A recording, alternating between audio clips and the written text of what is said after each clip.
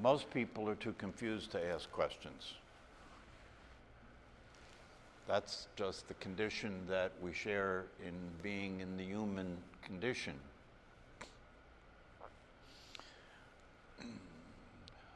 But I want to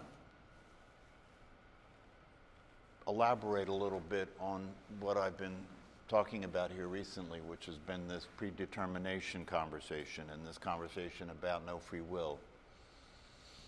Because that's not the end of the story. The Ramesh Balsekar, which is the teacher that I had been studying, who emphasizes predetermination and no free will, and talks about those aspects of a human life and the world as we know it, which is where he's speaking from. You know, he's talking about how do I live in the world as I know it, as a body-mind organism in relationship to other body-mind organisms. And so from that perspective, the idea of understanding and accepting no free will is very useful because it allows you to relax. Thy will be done. It allows you to relax. And if you can fully accept that and relax, then it's available. What's available to you is peace of mind. And what's available to you is to have this sense of the freedom to just relax and enjoy life as it is appearing. However, at the same time, his teacher did not teach that. His teacher wrote a very famous book called I Am That, Narsigadata. And in the book, I Am Not, the book is conversations. The whole book is conversations with people, questions and answers. And in this book, he's talking about transcendence. If I am that, what he says, when he says I am that, he's saying I am not this, I am that. I am not the person, I am not the body, right? I am that. And the experience that is being had, it's not actually an experience, but what's happening is transcendental. What's happening is I am being the source. Now, we've talked about it with Rupert Spira. We've talked about how Rupert talks about the metaphor of the movie and the screen, and we say that along the way in understanding things, we come to recognize that the screen is like awareness. It never changes. It's constant. It stays the same. It's always the same. And the movie playing on the screen is the ever-changing, always constantly changing experience that we're having. It's the movie. It's the drama. It's the story. It's this. If I ask you how your life is going, that's what you're going to be telling me about is the movie. And you're in the movie. So this is one way of beginning to go toward the truth. And at a certain point, what Rupert says is that it then becomes useful to move on to the next step, which is to say that you're not the screen and the movie's playing on the screen. That's still duality, right? But the movie playing on the screen and the screen are the same thing. It's just consciousness itself. It's consciousness itself that is expressing itself in constant change and constant flux, expressing itself in time and space, expressing itself through the individual body, minds of human beings. But it's just consciousness itself. It's one, it isn't two. Well, there's another level to take this to, which Rupert doesn't talk much about, because if a person can get to the place where they experience themselves as consciousness itself, that's already a pretty transcendental experience. That's already pretty freeing. That's already pretty powerful. But whether or not a person can go farther than that, it's possible to understand using the same metaphor of the screen in the movie, that when we use the metaphor of the screen in the movie, we're saying that the projector is projecting light through a film that is then landing on the screen as the movie. Okay? But we're not, in most of our conversations, we're not talking about the projector and the light, we're just talking about the screen in the movie.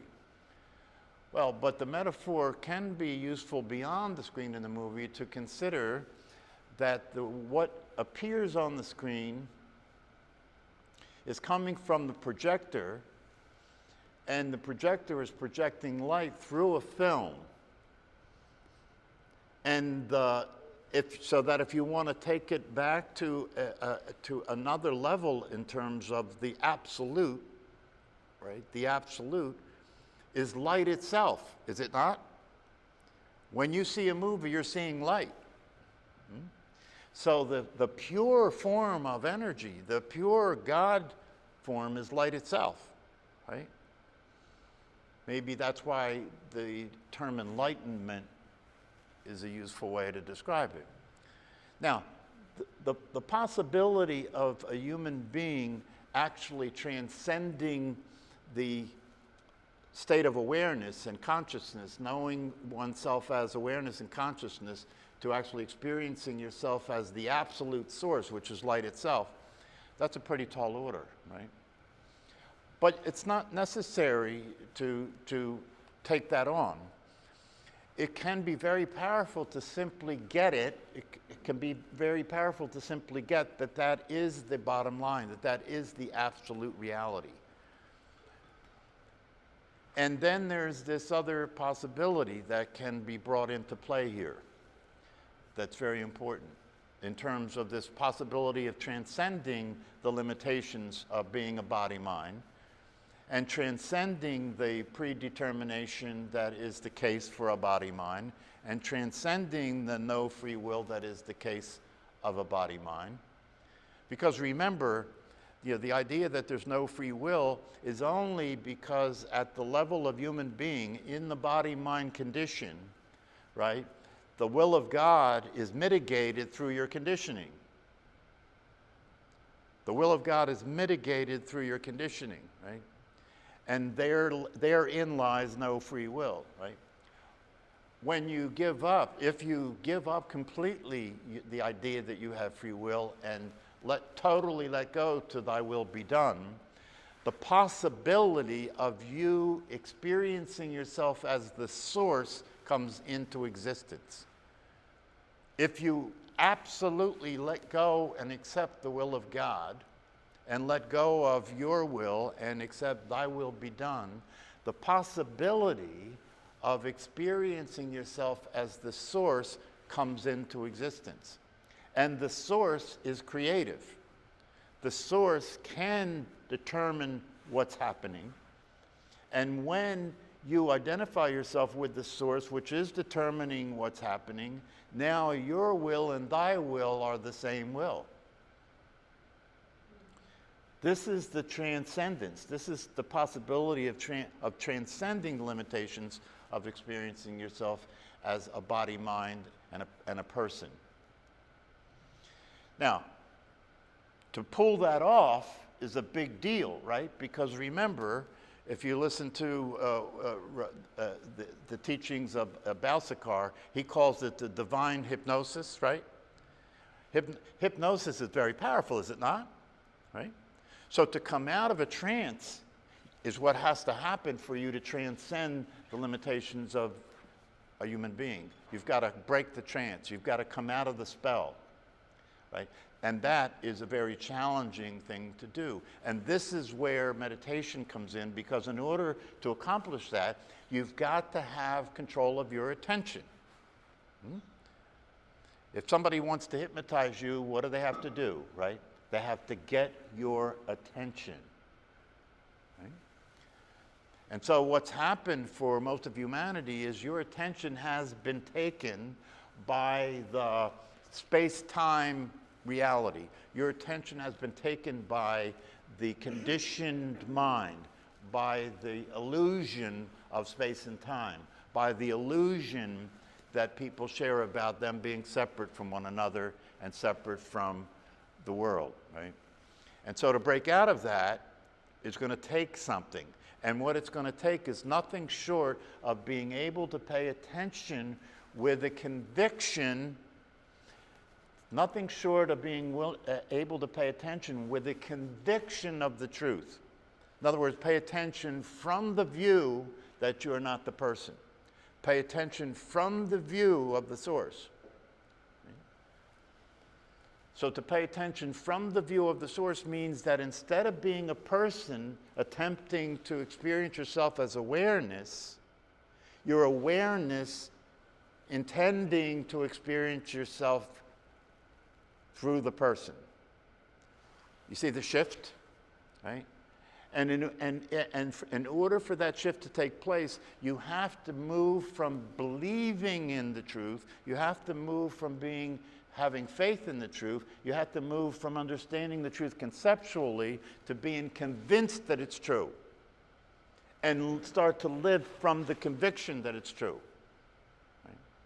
And then be able to pay attention moment to moment as you go through the time-space continuum, moment to moment as you exist in the illusion, right? With a conviction of the truth, in other words, that you're now awareness intending for the person to come into sync with the awareness instead of a person trying to become the awareness. Now, why is this important? It's important because the power of the conviction can in and of itself cause a difference to occur in how you see things. The power of the conviction in and of itself can cause a transformation in the way you're seeing things and in the experience you're having, and can allow you to begin to have experiences of the truth directly. Can allow you to have experiences where you're seeing through the illusion at what's actually happening. Altered states. You know, these are the kinds of things that people report when they say they have these breakthroughs, they have these enlightenment experiences. It's called satori in Zen. It's called samadhi, right? These are states of consciousness that people begin to experience when they're living from the conviction of the truth. When they have absolute conviction that it is true that what I am is God. That's a pretty radical thing, right? When you have the absolute conviction that what I am, you don't even have to take it to the God point, you know, in terms of being the light in the metaphor. It's enough to have the absolute conviction that what I am is not physical. It's the absolute conviction that what I am is awareness itself and consciousness itself. And whether that appears to be the case, and whether I even understand that is another story. Because the truth is the truth. This is the deal. This is what should be really the thing attracting you to this whole process, because this is not easy stuff. You've got to have a lot of audacity to even get involved with this, right? Because the audacity that it takes to get involved with this is the audacity to be willing to experience what it's like not to be a person. To let go of your conditioning, to let go of your understanding of the world. That's a big deal. That's a big risk, right? Maybe I'll go crazy, right? Right? So it takes some audacity to be in this process. But the reality of it is this, and this is why even though it takes audacity, there are those who are willing to do it, right? Because the understanding of the truth that allows you to make it a conviction is because you recognize the truth is just like gravity. The truth is real. The truth is the way it is. And whether you live consistent with it, whether you believe it, right, whether you experience it, it doesn't matter according to the truth. And if you don't live consistent with it, and if you don't experience it, you must suffer. Because you're in conflict with reality. It's as simple as that. And it's like gravity, right? right? If you don't accept gravity, if you're not convinced that gravity is real, and you go up to the roof and you jump off, you get to die. And in the same way, if you're not convinced that the truth is the truth, that what is actually the case is that you are not a person, what is actually the case is that you are not the conditioning that you have, what is actually the case is that you're not generating the thoughts that occur in your mind. If you understand that this is the truth, and it's not going to change for you, it's going to stay the truth, and you're either going to come into line with it, you're either going to transcend the limitations that you're experiencing, or you have to suffer because you are not aligned with reality. It's not good, bad, right, or wrong. It's the way it is. And the thing that's interesting about it is that you're free to do whatever you choose to do. You know, you can walk out of here and say, man, I had enough of this. And in a certain way, that's understandable. I wouldn't blame you. I wouldn't blame you, right? But at the same time, although you could do that, it's not going to change gravity. It's not going to change the truth.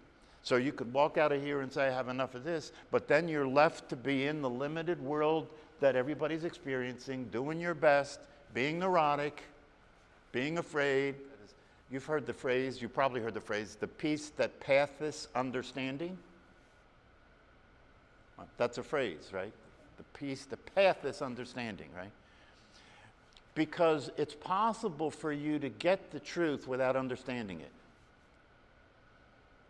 It's possible for you to get the truth without understanding it. See, the way this works is it's not a matter of understanding. See, because look, if you look at the definition of the word understanding, it means that this fits what you already know. That's called understanding, right?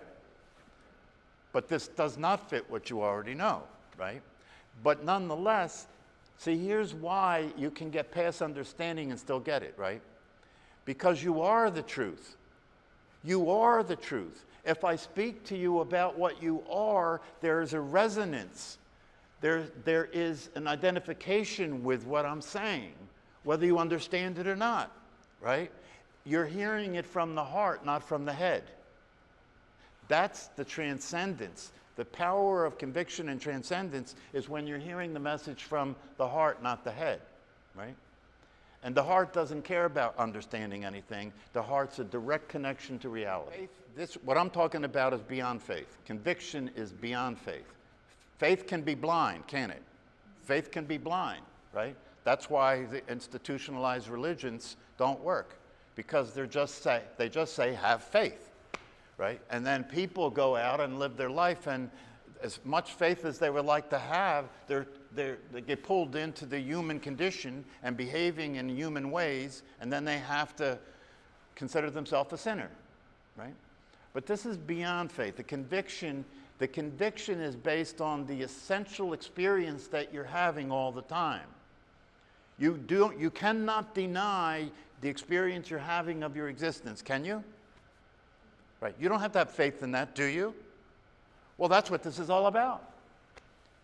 Have the conviction that the experience that you're having, the I am experience that you're having, the experience you're having of existence, right?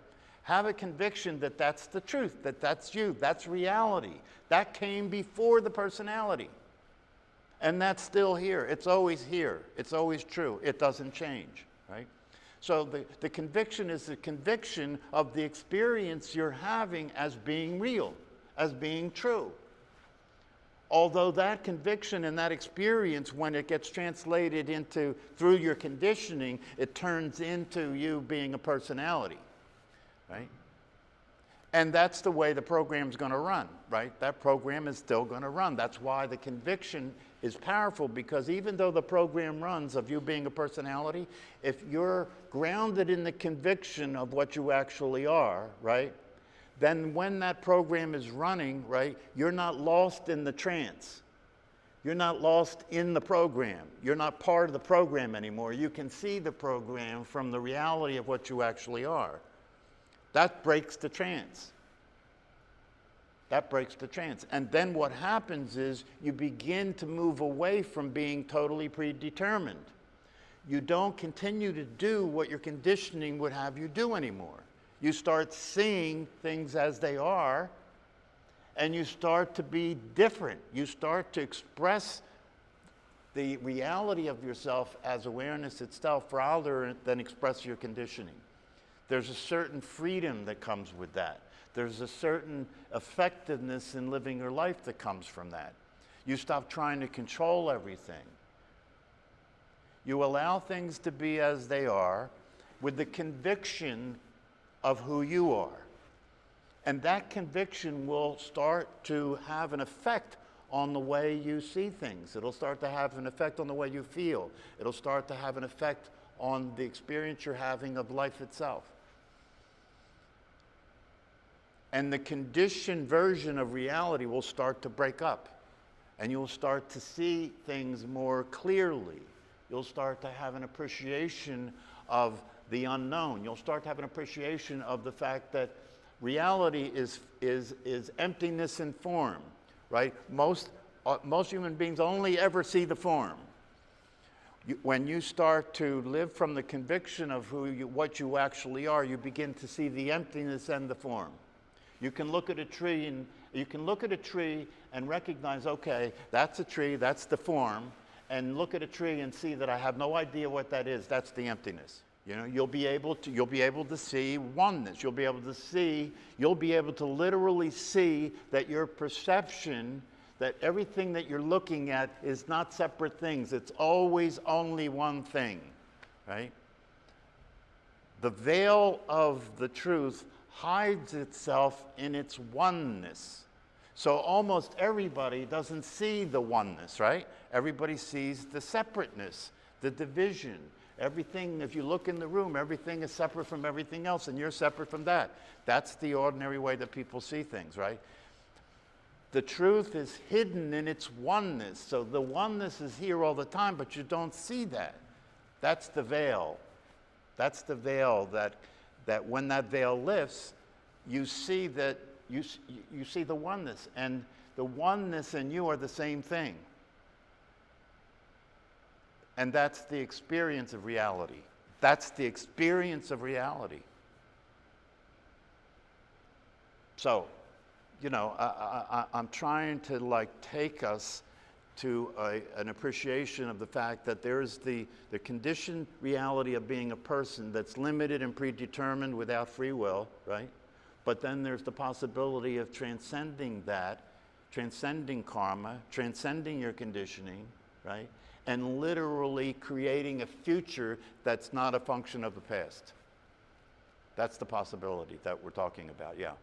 Okay, I think I've given you enough.